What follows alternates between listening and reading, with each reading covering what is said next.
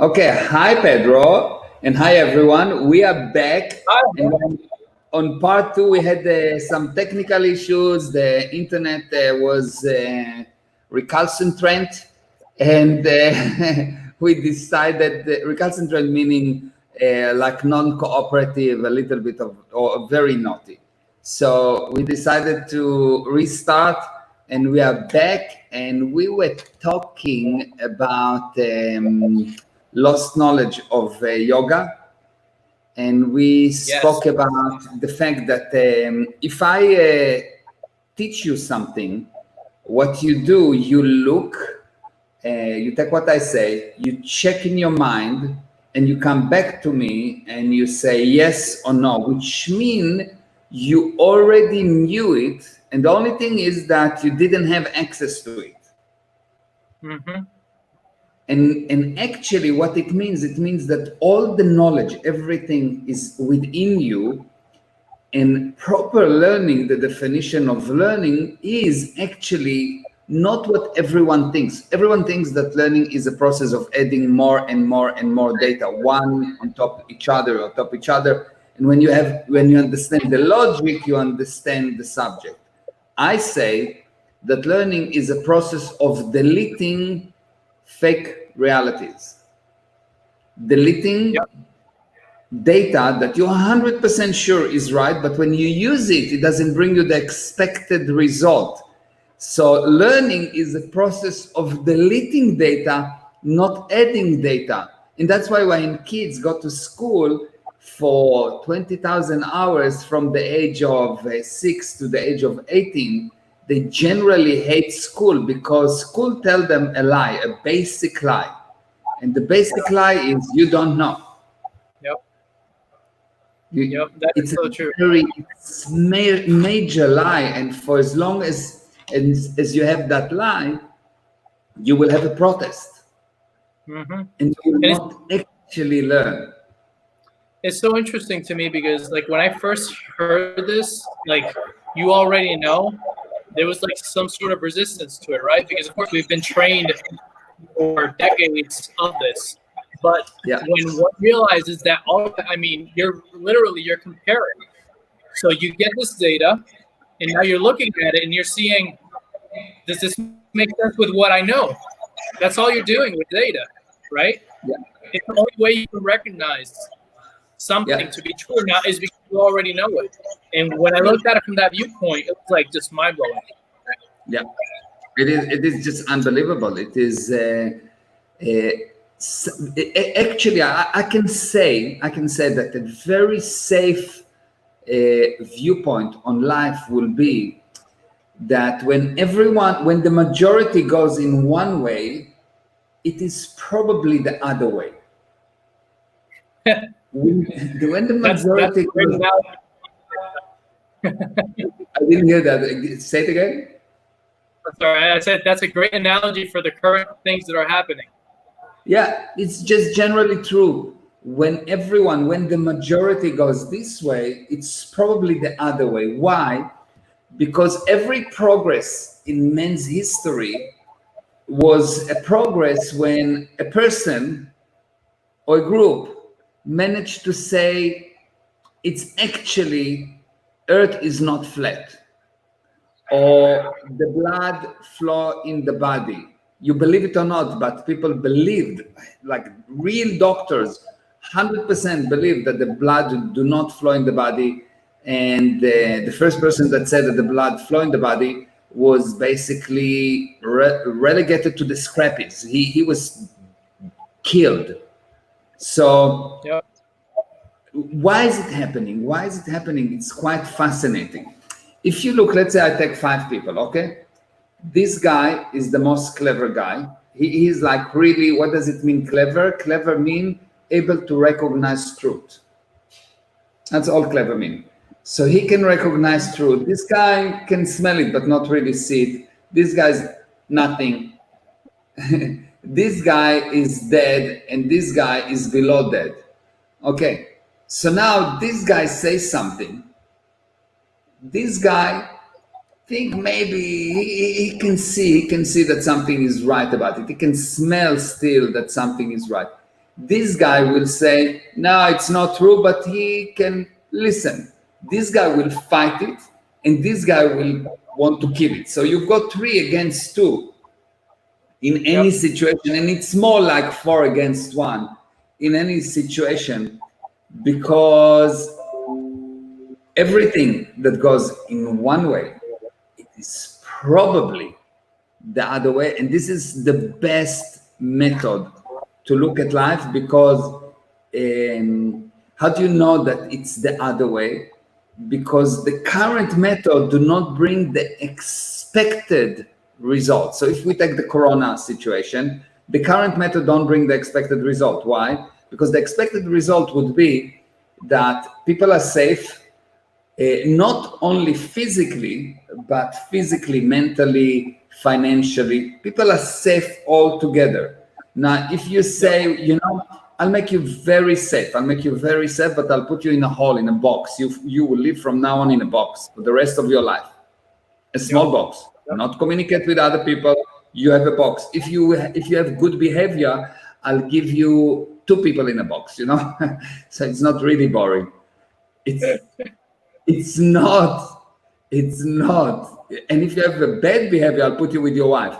So I'll keep mine. I'm good. I'm just joking. So basically, the idea is that a good solution, a real solution, will be solution that will take care of everything. When people are stuck on one thing out of everything, and everything is many, you've got your health, you've got your mental well-being, you've got financial well-being, you've got fun, you've got the urge to communicate. You have the urge to have hobbies. All of these things, if they're not all being taken care of, the solution deteriorates in direct ratio to how many of those areas are not handled. So the solution of the coronavirus right now is we will somehow protect you physically, which never mind if it's true or not, right? Assuming it's true, but we will destroy all the rest of your life, which means it's not a solution. It's actually destruction, because your freedom is more important than your immediate body. Your freedom is much more important than your immediate body. Otherwise, no one will go to war. Otherwise, no one will say, well, look, this is not right. I don't agree with this murderer because, you know, this murderer may kill me. Otherwise, nothing will be worth to fight for. Otherwise, you are stone. A stone wants to stay a stone and don't care what's right and what's wrong. People it's like all the freedom that were fought for in so many wars that so many people died for were taken away like that in an instant. People literally died for the freedoms we have, and people aren't willing to die to preserve it. And it's not like you go out to war and fight it. It's just common sense, you know? It's like people, the moment that you need to know that there's a basic observation of this universe, that when someone lied to you, he tried to control you. If I lie to you, I try to control you. I want you to do something because that against your ability to evaluate. I want to deteriorate, to destroy your ability to evaluate. So I'm evaluating for you covertly because I'm lying to you. You think that you're evaluating, but you're not. So I'm controlling you. This is bad control, yes? Right. And I'd like you to differentiate that, because it may make it sound like control is bad, which obviously it's not. Control can be good and control can be bad. When you control is good, and when someone controls you is bad. Okay.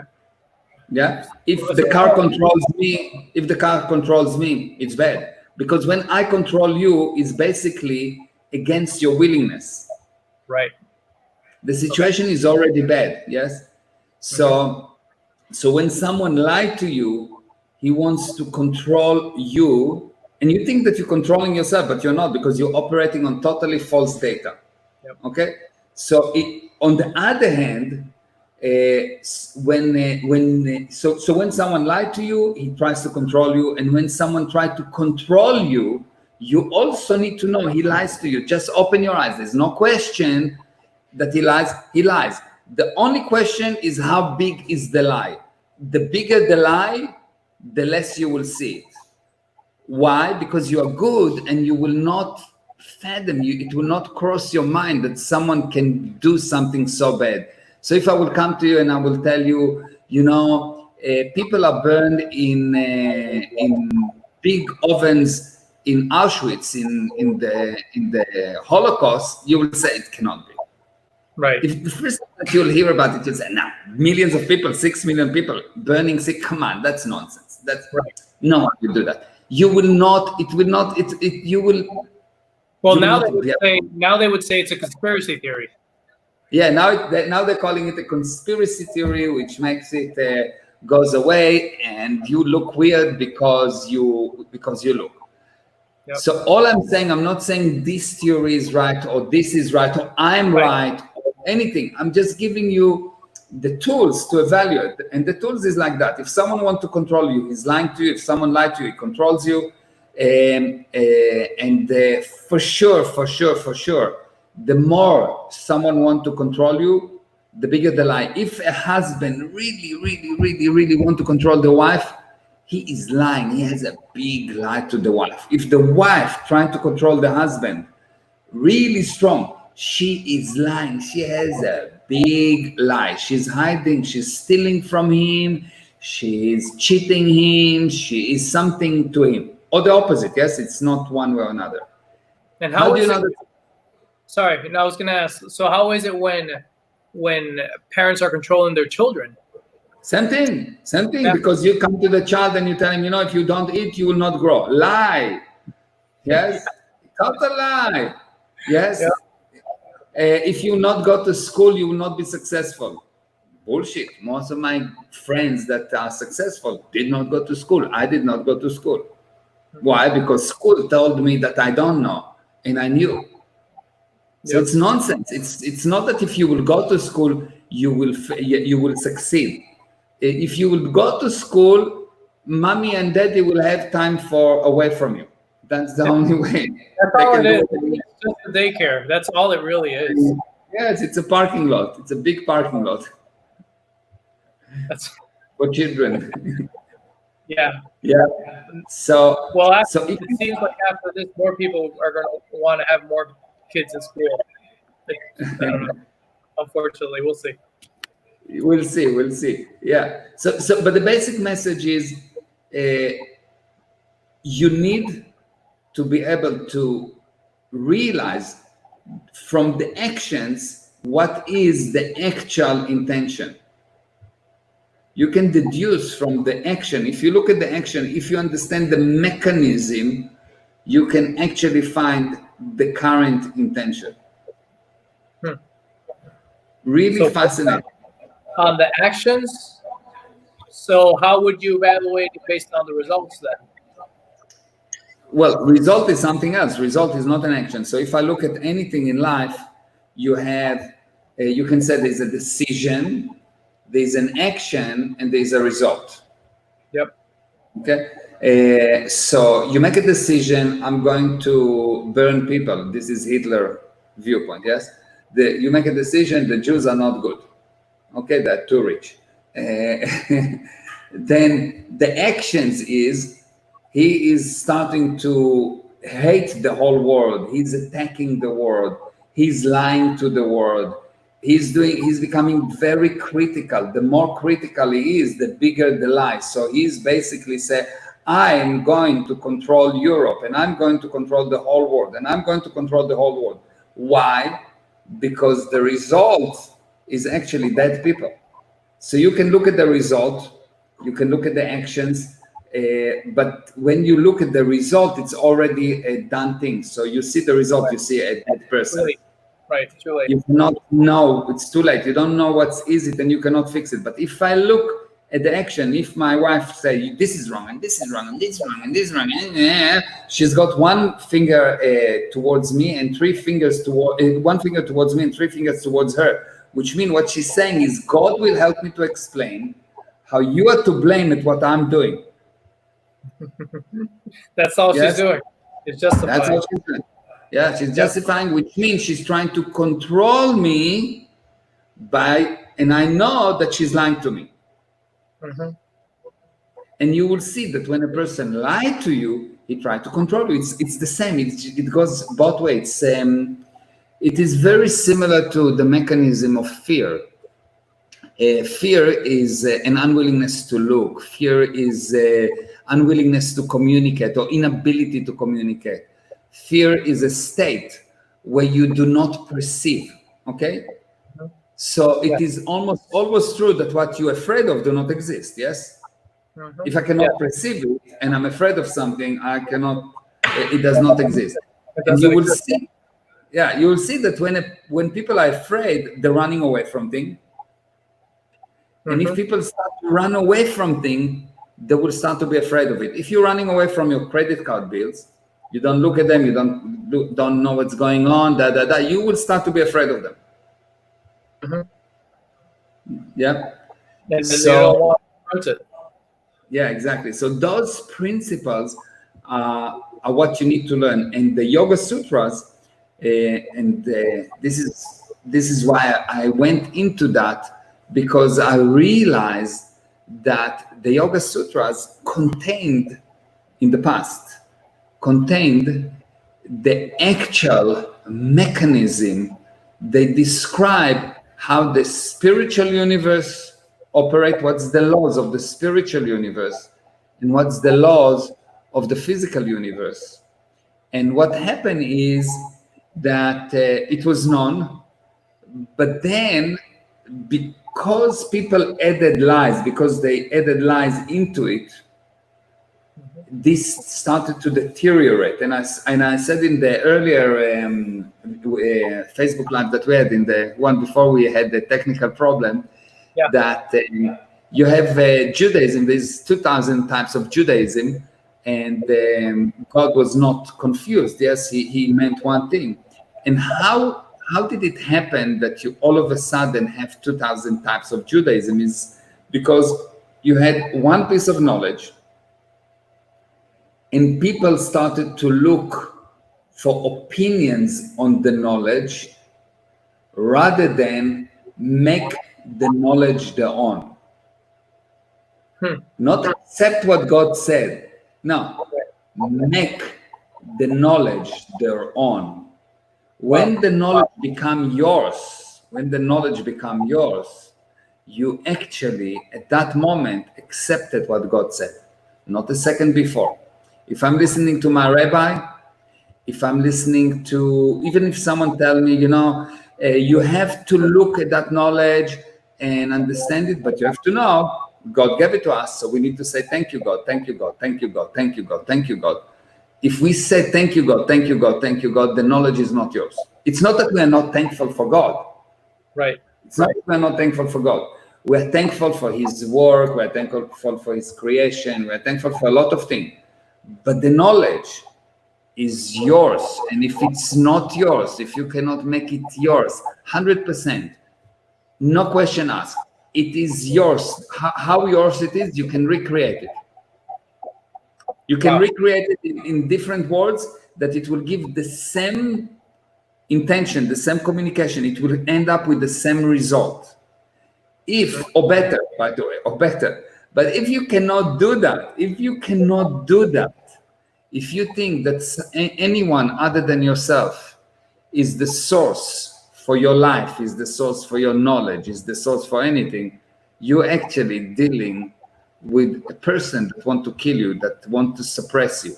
When parents says, I'm the source of your body, I made you, I this, I that. They're lying, they want to control you.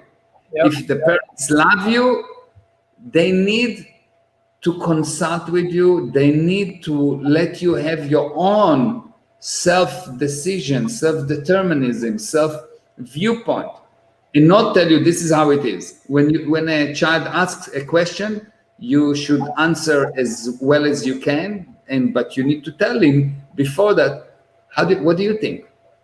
Tell me, what do you think? And whatever he thinks, you accept, you acknowledge, and you say, well, that's a very good viewpoint. You understand the viewpoint. You don't necessarily accept it. You understand the viewpoint, and then you give him your viewpoint, and then he give you his viewpoint, and eventually he form his own viewpoint. He's not a parrot that copying what you said, because if you do get him to do or to think like you destroyed him. Yep. And which is what most religions do. They want to control you, manipulate you, and you just have to believe it by faith, right? Rather than make it your own and just know. Because if we actually did that, then the result would be positive for society. And obviously, it hasn't worked out that way because society seems to be going in decline. Yeah. And what happened, the end result of that is the deterioration of the religion. So all great religions has been deteriorated. All great religion has been deteriorated. And the religions are good. It's nothing wrong with the religion. Right. The problem is that the people that run the religion want to control the parishioners rather than empower the parishioners. So they lie to them. Yeah. They lie to them. They lie to them. And how do you know how much a religion lied to you? You look how much they try to convince you by public relation, by putting out messages, how much they try to convince you that they're good, that they're successful, that they're this, that they're that. When someone is successful, he doesn't have to say, well, this is what we're doing. You can see it. Why? You can see the result. You don't need to promote the result because you can see the result. Once you can see the result, you can promote it. Each area can promote the result, but overall, the result will be very clear. Christianity grew, very clear result. You don't need a marketing division for Christianity. The result talk for themselves, yes? In the process of growing, you need to say, yes, this is what I've done, and each person need to promote his work for his seniors, etc. That's totally okay. But overall, the religion, the result should be so unmistakable, the help should be so unmistakable that it grows. And if it doesn't grow fast enough, you look, did the religion, or did the group, not the religion, any group, go and say, it's me, or they find fault with someone else? If they say, it's us, we messed up, and only us, and then that group is telling you the truth. But if the Jewish says, well, we are not growing and we are not doing well because of the Christians, and the Christian says it's because of the Mormons, and the Mormon says because of the, Arab, and the Arab says it's because of Buddha, and Buddha says it's because of nonsense. The only reason you fail, the only reason your group deteriorate is because you, not the parishioners, not your group members, you fail to say, it's me. Yep. If the owner of a business can say, it's me, at that moment, everyone will align. Yeah, it's responsibility. Exactly. From one's point, it's always oneself. Yeah, quite fascinating. You look at an organization and you see that the fixing of an organization, I go to many organizations and the owner tells me, this division have that problem, and this division have that problem, and this person is bad, and that person is bad. And I know for sure that what he tells me is not true. Why? First of all, if it was true, it will solve the problem. Yep. But he still have the problem. That's why he came to me. Second, The problem is never at the other side. The problem is always you. Yep. The problem is always you. When the owner is doing that, he's telling me that guy is not okay. Again, God will help me to explain how you are to blame at what I've done. So the fixing of an organization, the fixing of an area of an organization has to do with fixing the head of that area.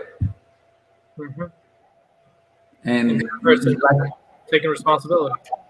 Yeah, you want to fix your body, you are the head of that area. Fix the spirit, the body will be fixed. Yep. You want to fix a child, fix the parent. There is never a problem with children. There is only problem with parents. Never problem with children. You always hear that. It's like, oh, the child is behaving so bad and blah blah blah, and it's like, yeah. What are you doing? The parents want to control the child. You need to know he's lying to the child. The parents said parents come to me and said to me, these children talk to us so badly, extremely badly, and I don't know what to do with them. They're out of control. And I said, why is it? And he tells me, the environment and the school and the internet and no. And he's explaining. And all of a sudden, he's getting a phone call from his mom. And he's talking to his mom like I wouldn't talk to, to a piece of dirt. I would not behave like that. Wow. So if you actually open your eyes, you see that children love you so much that they do exactly what you do. And if the child have problem A, you have that problem overtly or covertly. Children don't do homework. Are you coming home and you're doing homework? No. Why should they do homework? They admire you. Children all day long on the phone. Are you all day long on the phone, on TV, or? Yep, that's all. It's always, and it's funny because I'll see it with my daughter. So we're in the kitchen cooking or whatever, like we're cleaning, and after we're done with dinner, we'll come and wipe down the table and wipe down the floor where she eats. And so it's funny because at the beginning, we didn't realize that she wanted to help. She would have her little water bottle and she would put it and start putting water on the table. And we were like, initially, our first reaction was like, no, don't do that. But then we realized, wait, no, she wants to wet the table because she wants to clean the table. Yeah. And so when we realized that, instead of telling her no, we just help her. We bring up a paper towel so she can wipe it down. She wipes it down herself. It's just like amazing. It's like, are you kidding me? It's like, and how did I not see it? I mean, but we're just so trained to do that, to stop, right? We see things for what they are because we're looking at the past. We're not looking at what is at the moment. So if we really look at the moment, we realize, of course, she wants to help. That's the only reason she's spilling all of this water on the table and on the floor, because she wants to wipe it down. Yeah. So it's quite amazing. Quite amazing. Yeah. The definition of the word child is a person with a small body, always with good intentions, always, and often with bad results. When you look at the results and don't actually understand the intention and don't validate the intention of a child, you actually going to make mistake, because as we said earlier, the result says nothing. You need to look at the actions and the intentions, and if you do that, you can bring about an improvement.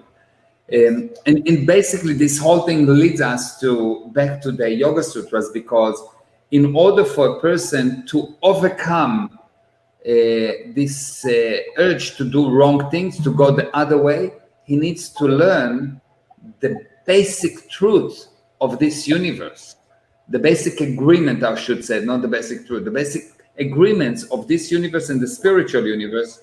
And I have no doubt that one of the sources for those agreements, for the description of these agreements, is in the Yoga Sutras, not as they are right now, because as they are right now, if I will read it to you, there's many different viewpoints on what they mean. And even if you take all those viewpoints, each one of them, you can find so many holes in them that it's quite fascinating. So they're talking about the mind, they just never define what is a mind. Right. They're talking about the spirit, they never define what is a spirit. They're talking about knowledge, they never define what is knowledge. If I ask an average person that did not study with me, and I don't care where he studied, what is actually knowledge, from really prove to me. Don't be a parrot and open a dictionary and say, well, knowledge is blah, blah, blah, blah, blah. That's not understanding what knowledge is. Reading a dictionary is a good step towards knowing, but you still don't know, you're still a parrot. Reading a definition, you're still a parrot. You're repeating what you see. So these words, there's some source other than yourself that tells you what, before you can make the definition of anything by yourself, you're still a parrot. Wow. An impressive parrot, because you're saying correct words. It's like an actor, actors say something and he's very impressive because he's parroting something from the script. But an actor is always just an actor. Impressive, but an actor. You understand? When he become wow, when an actor become wow, when he takes one on the script and he makes it his own. He add this thing that no one can touch, but it's its own, and so it's communicating. And before that, he's reading from a teleprompter. When I give, I can give an interview or an idea from a teleprompter, even if I wrote it. I read it from a teleprompter. Not the same. It's not the same because it's still not mine. Mm-hmm. So before you can make it yours. Yours when you wrote it, but that's not you anymore. That's the exactly. past. Yeah, it's quite amazing. It is. So before you make it your own, before you know it, regardless of where you studied, regardless of how clever the person that wrote it is, regardless of how accurate it is, or he was, or she was, or it was, regardless, you actually just a parrot. Mm-hmm. And anyone that tell you that you need to repeat something and not make it your own, actually want to control you. Yep. And how do you know? The more they want to control you, the more they try to make it like robots. In a very controlled society, you see everyone do that. Robots, yes, exactly the same. It is totally good to do exactly the same in the process of deleting stuff when you train. But if all dancers would dance exactly the same, you don't have art, you have a robot. Right. Yeah. Makes sense. Yeah. So in the Yoga Sutras, I'm going to teach the Yoga Sutras. So I'm in the process of rewriting them. And on Sunday at, I think it is 3 p.m. Eastern Standard Time, I'm going to have a free webinar when I will do an introduction to the Yoga Sutras. I will actually explain what's going on, and I will explain things like what is a yogi.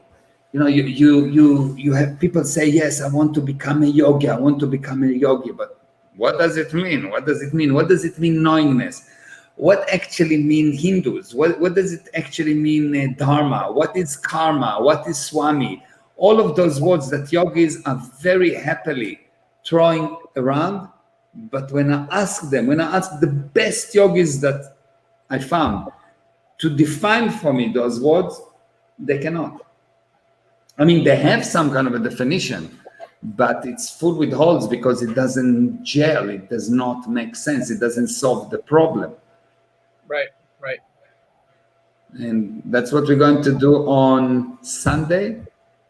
And if you want to learn about that, if you want to discover this lost art or this lost knowledge, you need to be there. And all you have to do is to go to www.yoga.meirezra.com and you'll have it. Now, let me have a look at the comments because we have lots of comments here.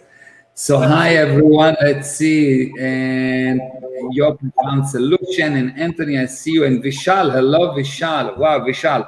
Very true. Understanding is so important. I actually realized very, very, very, very little when I didn't understand a lot of things. But that's good start because I can start to, yeah, that's very good, Vishal, very good. What is Yoga Sutras? Is the axiom of yoga. It's the basic the basic agreements of this universe. And if you understand them, if you understand the basic agreements of this universe and the spiritual universe, you can control it. Why? The purpose of the Yoga Sutra is to delete the fake realities that you have in the subject. Very true. Love it, Swapna. Yes. Hi. Good. So good to see everyone. Thank you for all the comments. Pedro, do you have any other questions? Thank you so much. Yeah. I mean, I'm just looking forward to the webinar on Sunday. It's going to be amazing. I mean, like I said at the beginning, it's like I never gave much thought to yoga, really. I could see good in it, of course, and more from the physical standpoint, but I'm definitely looking forward to having an understanding of what it's really meant to be. So it's going to be awesome. You'll see it's quite fascinating. It's just unbelievable. Hi, Gal just joined. Yes. Or I think he just commented. So nice. Yeah. Let's see. He wrote www.meirezra.com/yoga. So you can go to one of two places, either www.meirezra.com/yoga. And Gali put the link in the comment, or and this will give you a little bit more data about what it is. And if you want just to register, you can just go to yoga.meirezra.com, always work. And of course, follow me on Instagram. If you have any questions, you can simply private message me on Instagram. I'm at Meir Ezra Official. That's my Instagram name. So you can just follow me and ask me questions. I always answer personally. You will never get someone to answer you. I will answer you. If you need any help, you can just private me. If you have any misunderstanding, private message me on Instagram, on Facebook, and you will see. I will give you unexpected answers, but definitely answers that make you the boss. Yeah, that's the idea. It makes you the boss. I actually will get you to see how you, not me, can handle your problem. Mm-hmm. Quite fascinating. You know, they say that if you give a person a fish, he will have a meal. If you give him a fishing rod, he will have a way. Yep. Yeah, you teach him how to fish, and he now have a way to fish as much as he wants. He doesn't need you. And I said that's nonsense, because the only thing that you need to do, you need to make him know. Because if you make him know, he can do anything, not only fishing, not only the one thing that you decided for him by total coincidence what he should do. If you get a person to know, basically you freed him from even the need to eat fishes, but that's a different story. Okay. Or eat anything. Yes. Okay, Pedro, thank you very much. Amit, Swap, thank you very much. Thank you. And I will see you on Sunday, 3 p.m. Eastern Standard Time, yoga.meirezra.com or meirezra.com/yoga. Thank you. Bye. Bye-bye.